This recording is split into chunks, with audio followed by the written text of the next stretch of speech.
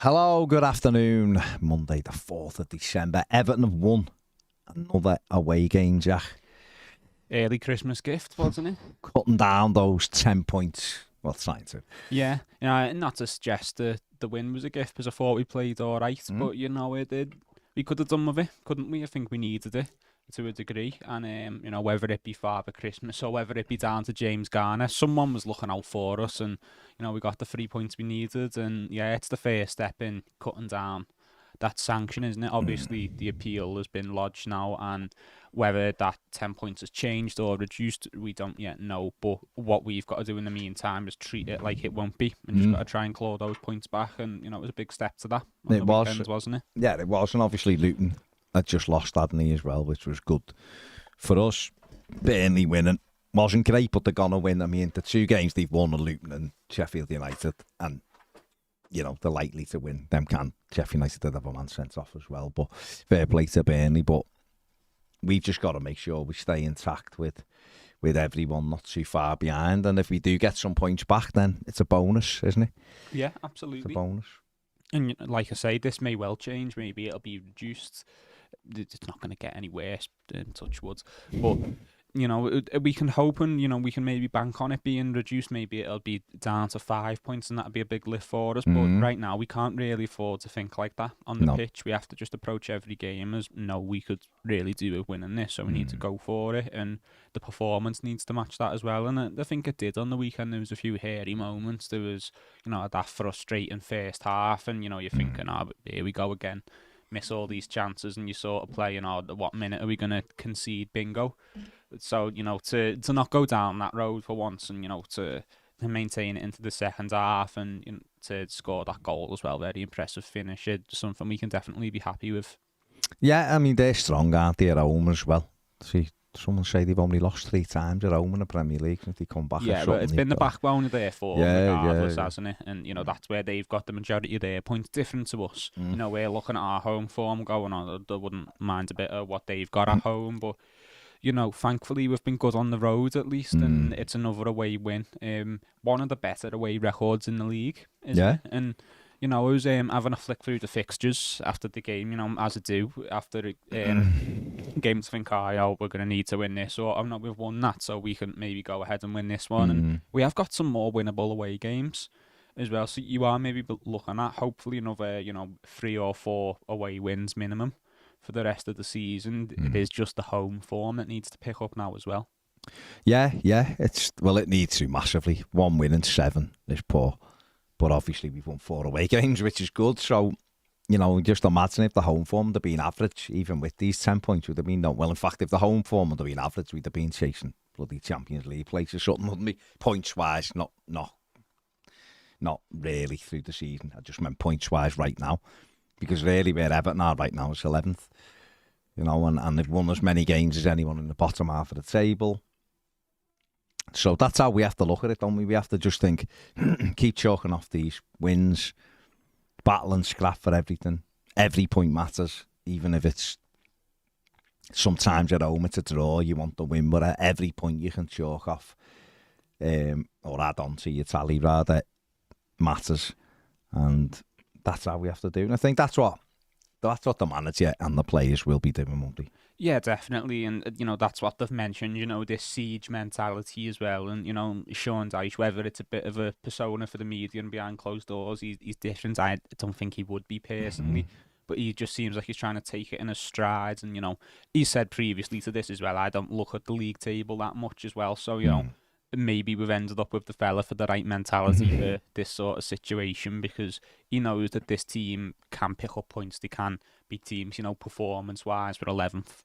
So we just need to maintain that form that's got us there and maintained us there, and we should be all right, because I don't think it's going to take a lot to stay up this season. I do think it's given some of the teams down there a lift. Burnley and Luton both pulling out good performances in the wake of our points deduction. Is a coincidence, maybe not. Sheffield United making a managerial change possibly is, would they have made that if they didn't think they had the shot of staying up? Would they have had the shot of staying up if a team above them didn't get a 10-point deduction? We don't know, but I still think it's going to be 35 points will see you stay up, I think, without too much fuss. And that means Everton need 45 points. And I think this team is capable of that. It is just the home form that's going to make that a little bit of a struggle. That's all it is. It's just get the home form right. There's enough points to be won at home. We've got 2 home games in 3 days now. Both are tough games, but you can beat both of them. Newcastle lost Nick Pope now. He's out for 5 months, apparently. 4 or 5 months. So that's a big blow to them. And it's a psychological blow that you lose a key figure like that. We've just got to make Goodison the way they made St James's Park on Saturday for United. That's how, that was why I was disappointed against Manchester United. Newcastle a better side than Everton, but what they did on Saturday was everything I spoke about last week. And, I think Ped was thinking I meant kick people, but Newcastle didn't kick anyone. They just pressed quickly. It's about tempo, isn't it? The tempo, the crowd were everything. The crowd were on them. And I just felt we missed an opportunity because United can be got at. But then Newcastle can be got at. So therefore, I saw Bournemouth do it to them a couple of weeks ago, albeit Newcastle had a few injuries. And they've still got a few injuries, but they're making good. Go and chase and harry and get the crowd engaged. And if you do that, they've got a different goalie in. They'll be under a little bit of pressure. Who knows what we can do? And then Chelsea are weird. They're a weird side. They're a team that can easily beat you 4-0, but can easily get beat 4-0. They're just strange when you watch them. They're a very disjointed team, aren't they? And, a lot of young players in there, maybe that mentality isn't there because, the young lads, they're coming up, they don't have that experience, and that is maybe one of them games where you can make that atmosphere. And, like you say, that's what you've got to do is make them have a mentality of, it's going to be tough for us. Yeah, these are horrible, these. And, maybe we would have had a better chance with that against Man United if we hadn't had the win to out our sails in the third minute with a brilliant goal. That didn't help that sort of mentality because if you can do that, no one's going to be able to force the mentality if you're going to struggle here onto you because you'll be walking around on cloud 9, won't you? But, if we can do that from minute 0 to minute 90 in these home games going forward, especially against these better sides where we will need that advantage as well, and, against teams like Chelsea who have a younger squad and can be got at, or, Newcastle who we know the quality's there, but they've not got a lot going their way at the moment in terms of injuries, and like you say, losing the keeper who's not only a key player but an experienced player in that side as well. And he's a big unit for like set plays. Everton are very good off set plays, so Pope is a big keeper, and and there's no doubt in my mind as well he'll be a good voice in that Newcastle team as well, a good personality, because he's another Sean Dyche player, isn't he? He's come through Burnley with Sean Dyche, and he's been in that situation similar to what we are now, that us versus the world. It's going to be tough, but we can do our job today mentality, and they've not got that now, and they're missing a few other players as well. And if there's ever a situation to get at someone and make them think this is going to be horrible for us today, those are the ideal circumstances, but the performance obviously has to be there as well because there's still a lot of quality in that side and they are very well coached. Yeah, absolutely. But imagine if we could get, I said last week to Ped, if we could pick up 7 out the next 9. I mean, it's still too tough, really tough. And Forest away is a tough game now, and that's the thing, is that, like we were speaking last week, Jack, I don't know whether you heard any of it, but we were saying last week is that because the 10 points has changed the mentality, these games have took a different feel to them. Whereas I think Everton looked like on Saturday, they approached that game like they did at Palace, where really we're above you in the league. Because that's how we approached it. We were the better side on Saturday. We went to a place that's really tough and beat them. Kept a clean sheet, which we don't do that often away from home. Kept a clean sheet. And we come out of it with a big win. If we can do that in most of our games, remember where we are. Don't look at the league, because the league is false, because obviously we're near the bottom when we shouldn't be. So the players just have to take that mentality. The fans have to almost adopt that mentality. The away fans were superb on Saturday. We have to, as a home crowd, adopt that. Because if we don't, then we become that meme, don't we? With David Mitchell, where he's like that. Are we the bad guys? Because it must be, mustn't it? If we can't create that positive mentality at Goodison Park for the players and do it like Newcastle did on Saturday, then we will be the bad guys, because if they can go and do it when everyone's against them, why can't they do it when everyone's for them? So we have to do that. But if we were to get, I mean, listen, 6 points would be Christmas if Everton won the 2 home games. But if we got 4 points out the next 2, then that would be 7 from 9 from 3 tough games. That'd be a really good return. And I still expect, well, not expect, but I'm hoping for 6 points because the 2 home games. But we have to do that, don't we? And if we can, that'd put us in a great position going into Burnley away, wouldn't it? Yeah, you're absolutely right, Baz, but I do think it is a difficult situation to make for ourselves as well, because there is also the other side of that, of these games have been made must-wins to a degree as well. And yeah, I'm all for no, like, we're 11th in terms of performance. We are better and than points, these sides, really. That's what I mean in terms of performance, but the points have been took off us in real time. We're 18th, aren't we?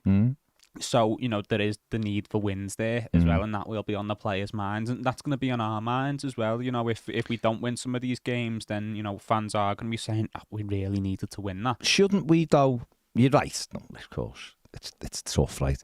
But shouldn't we be looking and saying, we've had 10 points took off us, and yet we're still third from bottom. We're not even bottom with 10 absolutely. points. And we're only 2 points behind Luton, even with 10 points. So therefore, I mean, Luton have got Arsenal. Then they've got Man City. Got Arsenal tomorrow, Man City on Sunday. Then they go to Bournemouth. Then they've got Newcastle. And then obviously they've got Sheffield United on Boxing Day. Then they've got Chelsea. So they've got tough. I mean, Arsenal, that's a must-win for Arsenal. An absolute must-win for them, because they're right in the Premier League title at the top. So they need to keep putting, you know, the points on the board and all of that, don't they? If Arsenal were to beat them there, then Man City, after blowing that yesterday, City have got to be, you know, Luton will be looking at those next 3 of the next 4. Even Bournemouth, the way Bournemouth are playing well now at home. Luton could quite... Bournemouth, haven't they? Yeah. They could quite easily lose the next 4 games. So if Everton can chip away at the points out there, beat them, get a result there, go to Burnley. Certainly don't lose at Burnley, but we should be looking to beat them. You know, they are what they are, but we should be looking to beat them. If we can chip away at the points total like that, then we put ourselves in a great position. And now is the time to do it as well. While they might have tough fixtures, you know, the legs are Luton who are above us. I do think as well, once we're out of the bottom 3, if we get out, I think we won't really look back too much, because once it's in our own hands, I trust us to just carry that forward then. Mike Cosgrove once famously said on this channel, if we stay out the bottom 3, we'll be fine. Yeah, and you know, and that's a mantra that I can get behind. Him at first, Mike was right. Honest, it looks like he was right. He was right in the end. You know, at the end, he was right. We finished outside the bottom 3 and we were fine. So, you know, let's use a Mike Cosgroveism here. If we can stay out the bottom 3, we'll be all right. Yeah. No, but I do think... I understand what you're saying. Like, once we can creep out of there, we won't look back too much. Obviously, there'll be a lot of the season left. But I think, you know, right now, these teams have picked up as they've been given hope. If we can creep out that bottom 3 in the space of just over a month after getting that points deduction, they'll just sort of be like, what was all that for then? Well, Burnley told us we had a chance of staying up. Burnley's next 6, Wolves away. Wolves are playing really well at the moment, aren't they? Brighton away. So they've got 2 tough games. Then Everton at home. So that'll be the one they're looking at, won't it? Fulham away. Fulham have picked up slightly the last couple of weeks. So they got something at Anfield yesterday. Liverpool at home. Liverpool are flying. And Aston Villa away. So when you look at those 6, there's not many... you would look and say, doesn't look like many points are there to be won. You can't do with that, because obviously anything can happen. But you would look at that and think they'll lose 4 or 5 of them games. They might get results against us because it's a big game that at home. Who knows? They might get a result against Fulham, maybe. Although Fulham are good at Craven Cottage. You'd look at them and go, not many points there, really. Now, okay, their fans could be sat looking at our fixtures going, not many points there for Everton. That they might be absolutely right to do that. and who's the other one? Sheffield United, who I know Chris Wilder might be going in there now as the manager, but I'd still be amazed if they get more than 25 points this season. I really will. Yeah. Sheffield United, Liverpool at home, Brentford at home, Chelsea away, Villa away. Then Luton's a big game for them. Luton at home on Boxing Day. Then Man City away. They might get 3 points out of all of those games. Yeah, and look, as so we that know, backs what you're saying. Anything can happen. Yeah, teams can get results where you don't fancy them to, but you'd expect that to happen a bit more later in the season. Let's hope we get. Hang on, can we be that team then? Can people look at our fixtures and go, Newcastle at home, Chelsea at home, Everton are second to bottom? I know that they're not, because they really should be like right behind Chelsea. Everton won't get anything there, and we take 6 points. Well, we just don't do that. That's what I'm thinking, Baz, because we're above half of these teams anyway. We're with Chelsea in the table, so I think we can beat them. Would we? At home. But what are Chelsea on? Chelsea are on. Yeah, I'll get it here. Yeah, but I think sure we'd be in next to Chelsea. How many? 18, is it? I'll tell you right now. Chelsea are on 19. So Everton, if say that they drew the next two, theoretically Everton could have been going above them by beating them at Goodison on the yeah. So that's how we have to look at it. We're realistically we're 2 points behind them, aren't we? Yeah. I know we're not on the table, but that's how we have to approach it. But that's what I'm saying. And this team, like I keep saying, performance-wise, 11th. So, let's carry that mentality into our games. Our games aren't as much bottom three versus mid-table team, because we're not in the bottom three on merit. And yeah, you can get these surprises, but that normally comes a bit later in the season. Yeah, in the run-in. This period of the season's been made frantic by Everton's points deduction, and it gave teams a bit more hope than they might have at this stage normally, because normally, the Christmas period for teams that know they're going to be fighting relegation, obviously they'll have hope, obviously they want to win games and get out of there, but they're not expecting to. It's not as wide open at this point normally. No. And, the fabric of this season's been changed, and that might affect the mentality for some of these teams, including us going into these games where people don't fancy them. But I have more faith in Everton to get points in these tougher games than I do these other teams that are down there with us, because points-wise, we've got more than them. And obviously, look at from Fulham down, Fulham -10, Forest -6, not bad. Bournemouth -14, Luton -13, Everton -5, Burnley with a 5-0 win -17, and Sheffield United -28. So you look at that there, Everton, you'd have to go above. So Everton have got the same goal difference as Crystal Palace, who are 12th. So then there's Brentford on 3, +3. West Ham are 9th with 21 points with a equal goal difference. And Manchester United are 7th on 24 points with a -1 goal difference. So Everton, in terms of the goal differences, and I'm bearing in mind we shipped 3 against Bleeding United last week.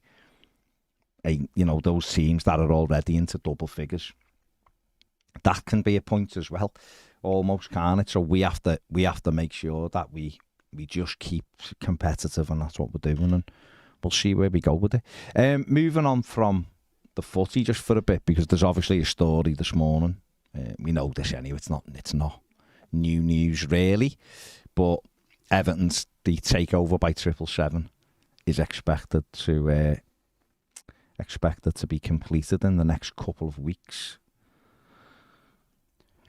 What are your thoughts on that then? I think it's good we've finally got, an indication of this is going to go through. It has been a little bit quiet in the press about, whether it's happening or not since we started hearing about they've got to go through the approval process, and that people will obviously have their thoughts over if 777 are good for us or not. But the reality is they've been loaning us money to help with the running of the club. If they don't end up taking Everton over, what is the likelihood of them turning around and going, oh, actually, we'll have that money back? Well, if you're borrowing money to run the club, you probably don't have the money to pay people back for the money you're running the club with, do you? So I think, regardless of if they'll be good owners or not looking at that right now, at least that side of the club's financial position will be secure. And obviously you can get into everything else about are they good owners and they bad owners, will they be good for Everton, will they not? That can all be gotten into. But that first hurdle of the club's immediate financial security, at least we know that should be all right. And at least we know we probably do have an owner coming in and Mashiri is selling up. And, you know, maybe there is still room for someone else who's interested to show their hand at the table. It does seem like time's running out if this is expected to be done before Christmas. But, you know, there is always the possibility of that, isn't there? Can you see some... I just think I think you're right. You've just said there, made a great point, because it's very important, is that they are paying money to keep the football club running right now because Mashiri's checked out. So therefore, when you look at it that way, I can't see anybody coming in now other than them. Right? Now, there might be people, and I know Keith Winers had said something the other day, I don't know how he knows, he seems to know more. Now he's not our CEO than when he was our CEO. An awful CEO he was, by the way. And I know I worked there for a bit, he was dreadful. But saying all this, I know that there's people waiting. Well, where are they, mate? Where are they? Because why weren't they in 6, 8, 10 weeks ago then to buy it?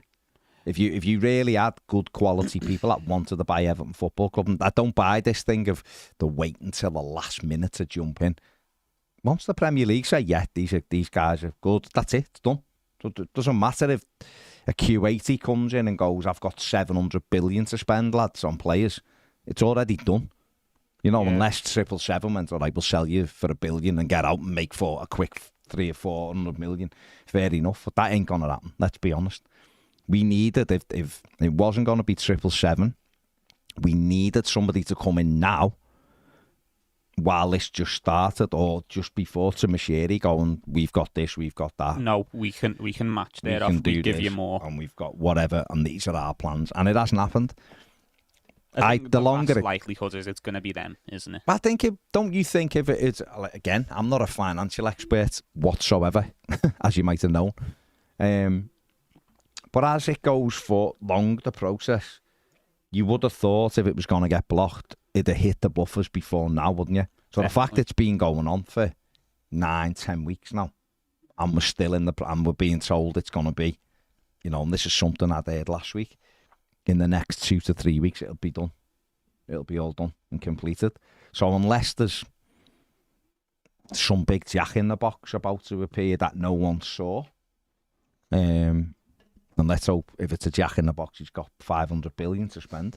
It's a solid gold jack in the box. Exactly, yeah. Then I don't see it stopping. No, I think if it was going to be someone else at the window for that started to close about a month ago, as they started to move to the approval stages by the Premier League, they've obviously got the green light from Everton to go ahead. Everton's current ownership are happy for 777 to buy it. I think once that conversation had closed and it moved to, approval and, financial scrutiny by the Premier League and relevant bodies, I think the window for an opportunity for other buyers to come in has closed dramatically. There probably still is the very slight possibility, but even people who might want to buy the club will be looking at it thinking, like, is there any point? These pretty much got it now. It's basically their club at this stage. If there's a deadline, or not a deadline, sorry, but a date being given that it's to be expected that they'll be given the approval and take over the club, that means it's expected they'll get approval and they're going to take over the club. It's not a case of, a decision will be made in 2 weeks' time about if these can buy Everton. It's a case of that decision's already been made and it's just being finalised by the look of it. That's how it seems, doesn't it? Listen, we'll have to wait and see, but they're paying the money. They're keeping the club going. It remains to be seen whether they're going to be good for Everton or bad for Everton. We don't know. We've had one thing's for sure: the football club will change because it's been run in an antiquated way for too long. There's obviously been issues. We've had a CEO who was obviously really poor at a job because the football club has got 10 points taken off it. It's been losing money every year. The board, that wasn't fit for purpose. Really, and an owner who was reckless. Because I've said it before, if your owner is reckless, you need to stand up for the football club. Now, if that means if Everton's board would have said to Moshiri, mate, we wholeheartedly disagree with you getting your mate to choose players, say, for argument's sake. And if you carry on, we are all resigning as a board. That's a terrible look for Farhad Moshiri. And yet, you're stronger altogether, aren't you? And yet he didn't. So our football, it's done now anyway, they're gone. And we're moving forward, right? So therefore, now, we are going to be presented with a different football club. We're going to be presented with different ideas, different board, different people driving it forward. And it could be good for Everton. We don't know. It could be bad. We don't know. There's a lot of negative stuff about 777. We know that. Right? We know that it's out there. You don't have to bloody search very far to find negative stories about them. Let's hope Everton are the positive story in this, because, like I've said before, it's great saying no, no, no, no, no. But where's the people to say, if you don't want, and we've got a couple of commentators on social media saying no, no, no, no, no, well, present the ones that are yes, yes, yes then. Because right now there doesn't seem to be any. There doesn't seem to be any. And that's my problem. My problem, I'm not sitting here going 777, amazing. Because you bleeding knows. If you read all the press, it's bad. But then again, we're reading all the press about how Everton have cheated, and we know the real story that Everton haven't cheated. So that's how the press can manipulate stuff. But there's nobody there going, actually, I'm quite good. Ped wants Mark Cuban. But unless he flies in now with a late offer, it doesn't look like that's going to happen. So there is people around who you'd go, it'd be great if they took over. Where are they? No one seems interested. I've got an idea. Go on. Gary Neville's going on Dragon's Den, isn't he? If we go to him, go buy this footy club for a chunk of it, buy a majority ownership in this footy club, and then he can run it. Be great for Gary. I mean, I don't know whether he'd want to run it. He's very Manchester United focused and Salford City. He's got a lot on his plate, hasn't he? But then maybe one of the other Dragons as well. Maybe. Peter Jones. No. Is Deborah Meadham still on there? Don't have a clue. Don't know. Duncan Bannatyne. Get Bannatyne. He's got health clubs. Get him involved. Big banners and his Scots accent. No, but in all seriousness, you're right. And their biggest selling point at the moment, Josh Wander, is we're the only one. It's us or your current ownership who are having to borrow money off. He's got nice hats as well. But, carries a cap his stance and, his selling point is, look, it's us or the fella who's so disinterested in running your footy club, he's borrowing money off us to run it. There's no one else. There was MSP a while ago. They backed out. They were obviously charlatans as well, because the club was there to be bought. They just wanted to try and screw the club for as much percentage as they could for as little money as they could. If they were deadly serious, they should have gone, okay, we'll have all of it then.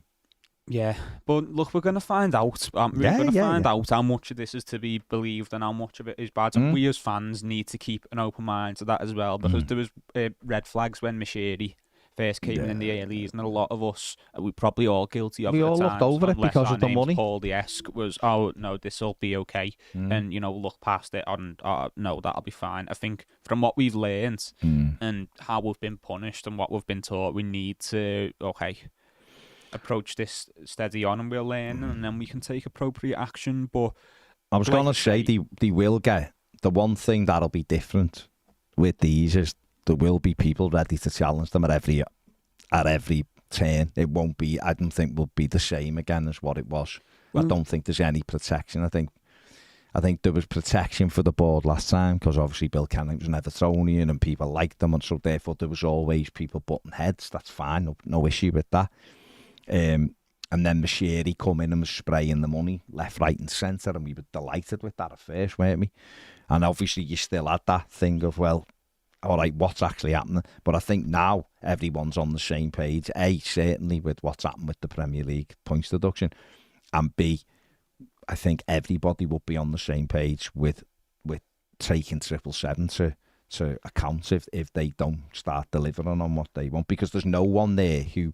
How could anyone I don't think any Evertonian would be like, well, I want to protect Josh Wonder because his hats are great. Do you know what I mean? Or whoever it is. And the other side of that as well is, you know, the worry when Mashiri was first spending big money that we thought we couldn't really afford to, was the argument was always they won't do anything for profit and sustainability. They're not going to punish anyone for that.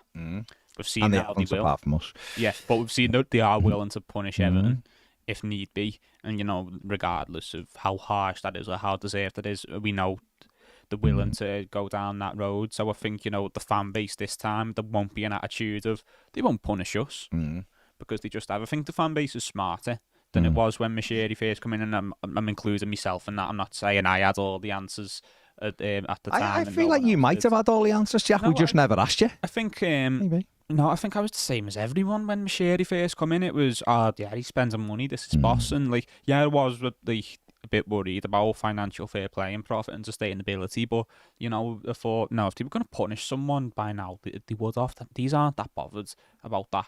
And that's obviously changed over time as well. And, you know, you get educated more on it and you learn more. And then we see firsthand that they will punish people for it. And, look, we're going to find out if these are going to be good for us or not. We'll find out, I think, rather quick into their ownership. We'll get an indication of if these will be good or bad for us. But as I said at the start, at least the immediate financial security of the club is solid, because the interest on the loan 777 have been given us is not going to be demanded back instantly because they now own the club.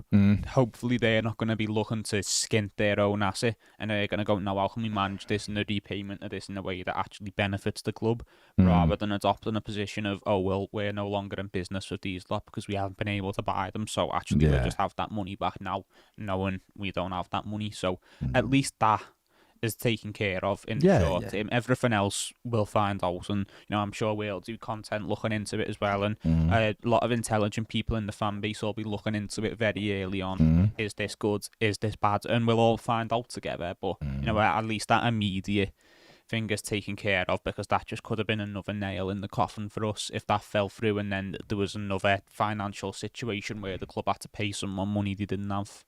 Yeah, it's dodgy, isn't it? It's just absolutely dodgy that we're having to rely on somebody else paying the money at the moment, because we are where we are with it, and no one seems, like I said, to be banging Everton's door down, going, yeah, let's get in there. We want that football club, and I don't understand why they aren't, because it's a relatively small amount of money now for what you could potentially get back, especially with the stadium on the horizon. You know, if you had money and you had the vision, this club is waiting to pop.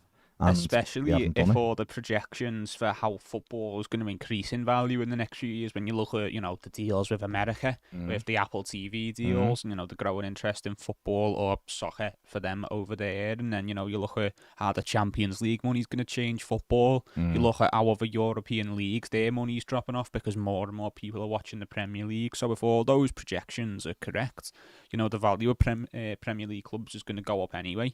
And what you're paying for, say a Newcastle or say a top 6 club like an Aston Villa right now, that might be the club you have to pay for a team in Everton's position in 5 years' time if you want to buy, say, Swansea in the Premier League, and they're 18th in the table, they're 17th in the table. The price of them might have shot up because the price of a Premier League team has gone up, and that's what you might have paid for a much better team a few years earlier. This is the right time to get in, by the look of it, if you're a man with the money. But maybe it's the noise around Everton with the points deductions and, you know, the financial situation, and I've got the money to put into this to turn it round, but it's going to be years before we can do that anyway, because of the mess these last people have left it in. And, you know, maybe there's other business ventures where I can make that money quicker.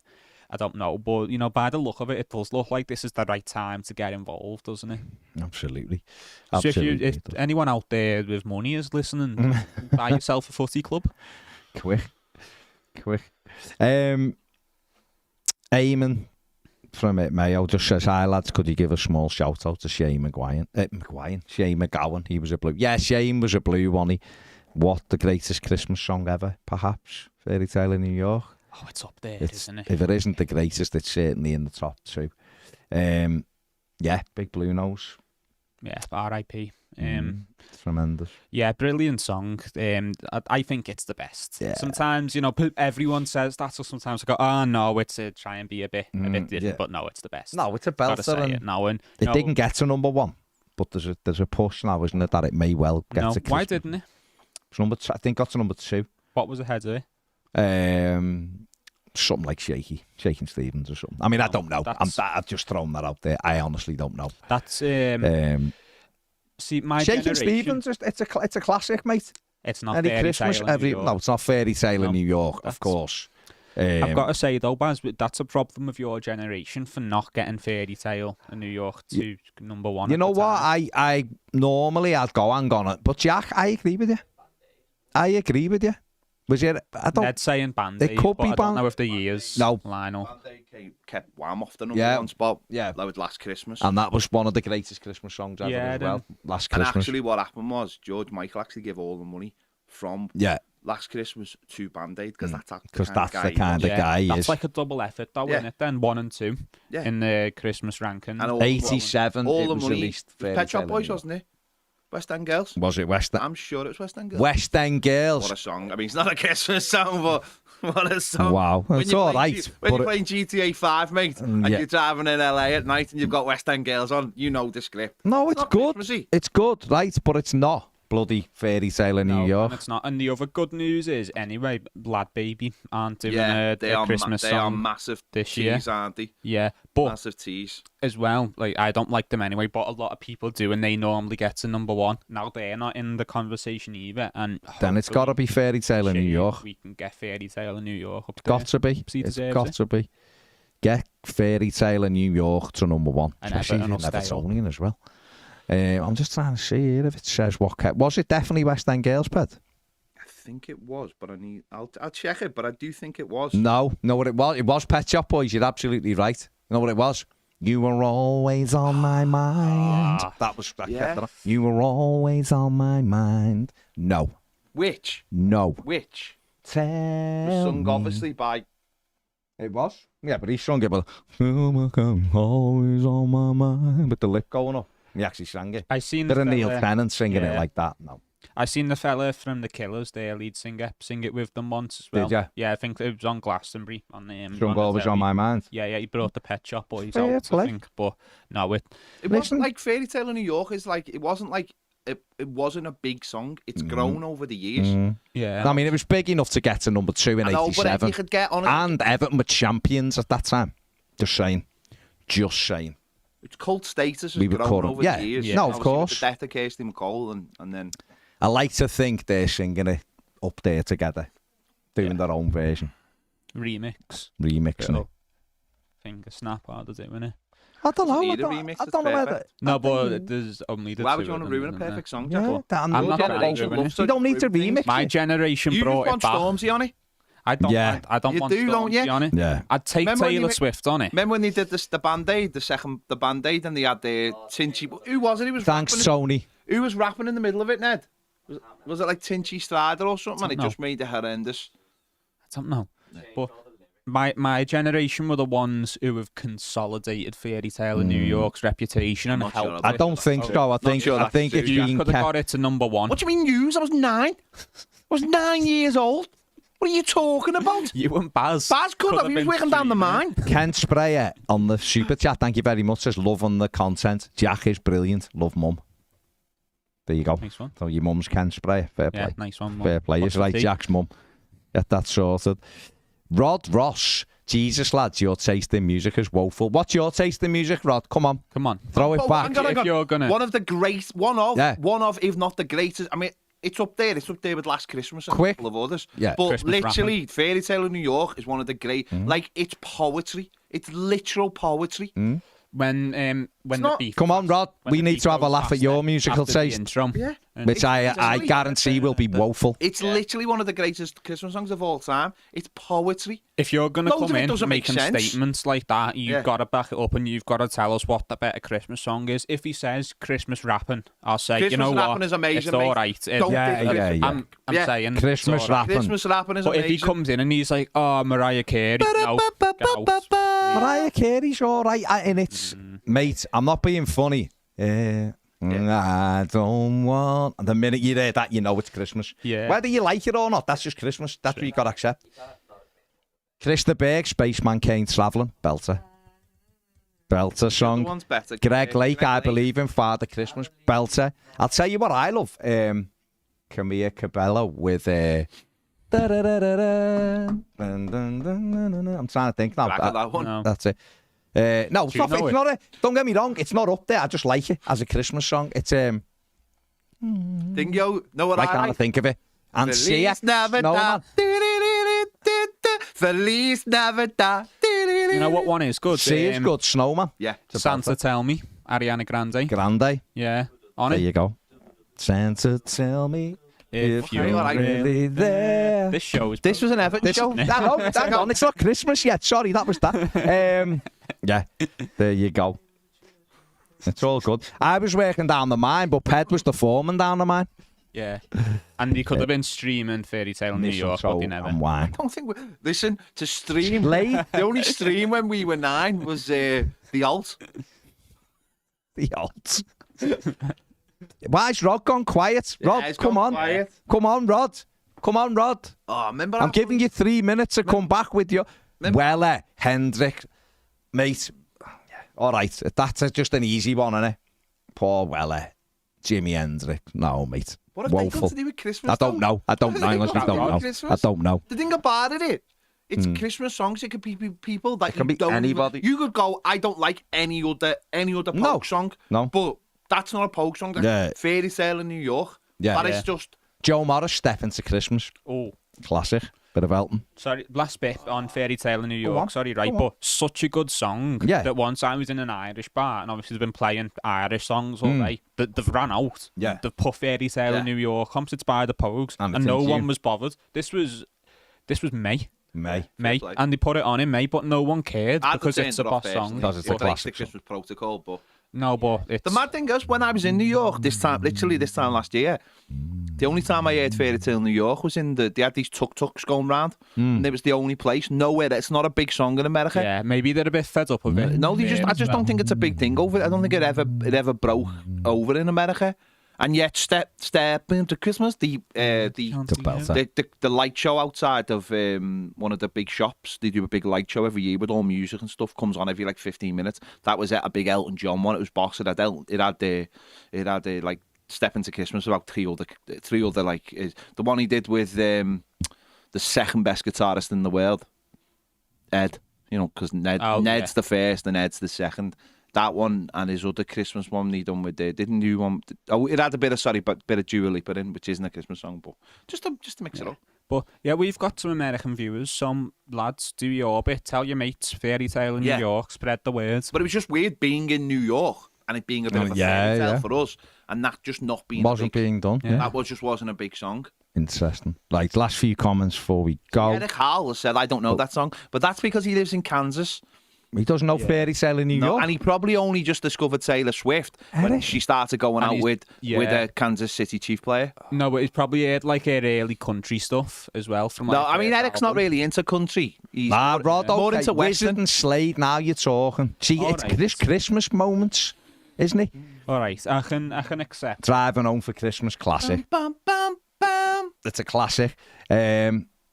Someone else just sang that belter one. Johnny Mathis, When a Child is Born, classic. Santa Claus is Coming to Town, classic. Good one for the kids. This week, A. Fowley. This week I'll put them up. I've just seen one here and it's gone. Why is it just shut up? I've got my Christmas Lonely This Christmas. I've got my Christmas jumper on. He has. You can, if you want to buy one right now. Lonely This Christmas, belter. There you go. There's my Christmas jumper. Lonely this Christmas. Having belter. A wonderful Christmas time. Belter. There you go. Yeah, Slade. Has anyone said Merry Christmas, everyone?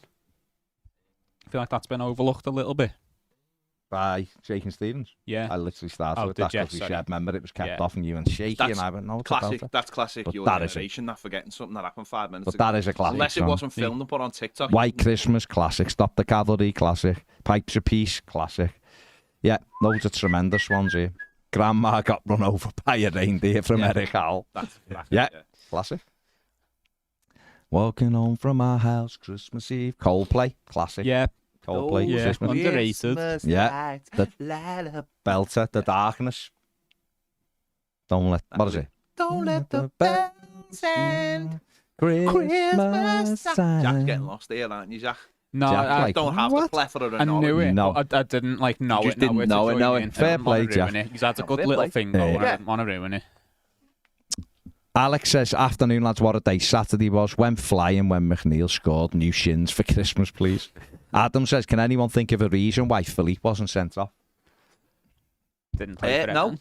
no. No, can't think of one single one. No. Other than he didn't have a blue shirt on. Chris Davis says, afternoon, fellas. Dan Juma won't be kept on, will he? Feel sorry for my sister. She got her son a full kit a couple of months ago with Dan Juma on the back. She's gone early, though, there. hasn't She went early, mate. gone early, Now get mate. lone players on your back. Yeah. Steve P was quite impressed with Murillo for them. I thought he did all right, to be Did fair. ya? Well, he cleared that shot off the line, didn't He's he? an I odd actually shape, isn't he? looked at him. He's an odd Yeah. shape. I honestly thought he got the Boreham Wood centre back to have He's a an game odd for shape, them. but He is not a Premier League for a defender. footballer, he's an odd shape.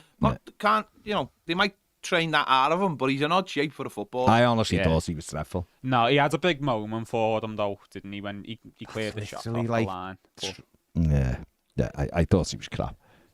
But I thought he was crap. But I we all thought see that it Felipe differently. was worse than, and maybe that made him look a bit better because the other centre half got injured and came off, didn't he? And maybe, yeah. Felipe reminded me of Alcaraz. Yeah. So maybe Felipe Yeah. stinking the gaff up made him look a Made bit him look better by better. comparison because he had a big moment. Steve as well. Kelly's still going on the European push. Thinks we'll make a European push. If we get some points back, we might. Derek Cummins says, if we'd won the games we should have, instead of being the XG champions and having been deducted 10 points, we'd be joint second. As you say, Baz, get a decent team organised. You never know where We you're going lost to the XD on Saturday. Exactly, Derek.